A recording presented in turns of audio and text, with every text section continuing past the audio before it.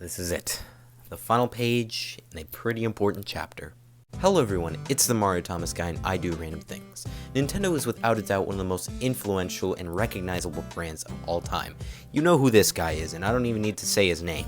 You know the games, the characters, the worlds, and the topic of today's video, the music. The music in a Nintendo game is without a doubt one of the most important parts of the video game. It can also invoke a feeling in somebody and bring back memories. Play the Guardian theme from Breath of the Wild in front of a Zelda fan. See what happens. So for me, it's a little surprising that the music from these games hasn't always been the easiest to access. That is, until a few months ago when the Nintendo Music app was released. Today, I'm going to be giving my personal review on it after a couple months of using it and listening to the music, and I'll tell you guys if I think it's any good or not. But first, we need a little bit of background. As I mentioned earlier, Nintendo is responsible for making some of the most iconic video game soundtracks of all time. So it's very odd to me that they haven't paid a big effort to put it out for people to listen to it. Sure, there were the occasional CD releases for stuff like Nintendo Power and Club Nintendo, but if you wanted to listen to these songs outside of YouTube, even that wasn't the safest option, you were basically screwed. It baffles me why Nintendo wouldn't just put their music on something like Spotify or Apple Music, as has been done by a plethora of other video game composers. They haven't even done it for their big franchises like Mario or Zelda, which is very interesting. But then, on October 30th, 2024, out of nowhere, it was announced that Nintendo Music, an app that allowed you to listen to music from a variety of Nintendo games, would be releasing later that day as a part of Nintendo Switch Online. Some people were a little confused as to why Nintendo had to make a whole mobile app just for their music, and others were very excited that this was happening. Me personally, I'm a little on the fence about this, and after using the app for a couple months, I have some things to say about it, both good and bad. Let's get into the good things before getting onto my problems with Nintendo Music. First of all, as a casual listener, the audio quality is actually pretty good. I'm not an audiophile or anything, so I don't exactly know the specifics of the quality, but from a casual listening standpoint, it's pretty good, and I haven't encountered any problems with that. Also, the fact that this is a part of NSO is actually a really good idea. I don't think anyone who isn't a Nintendo fan will go out of the way just to download this, and most Nintendo fans already have NSO. It's also a good thing for Nintendo because they aren't losing any money from this, as you have to pay for a membership that's at minimum $20 annually.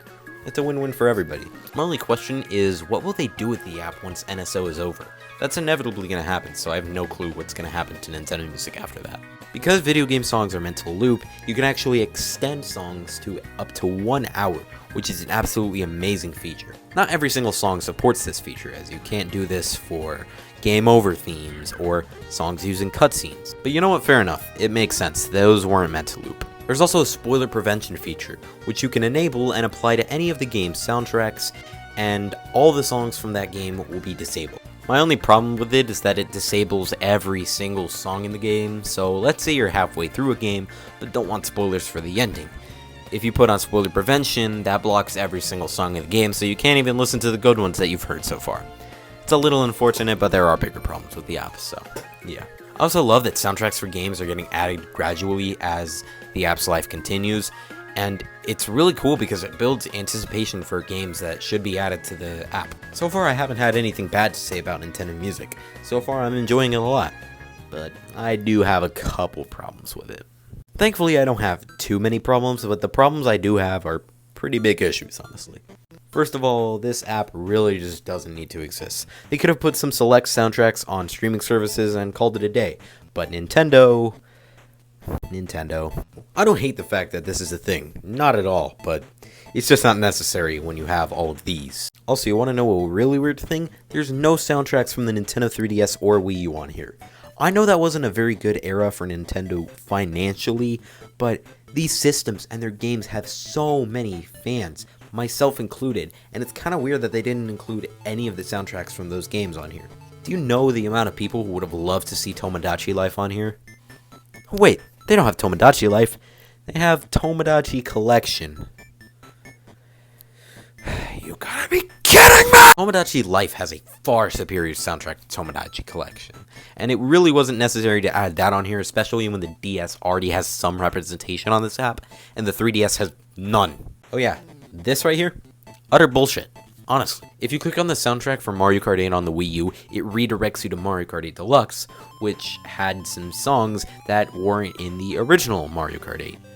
At that point, what's the point of even having it on there? Also, I've noticed that sometimes the app tends to get a bit laggy.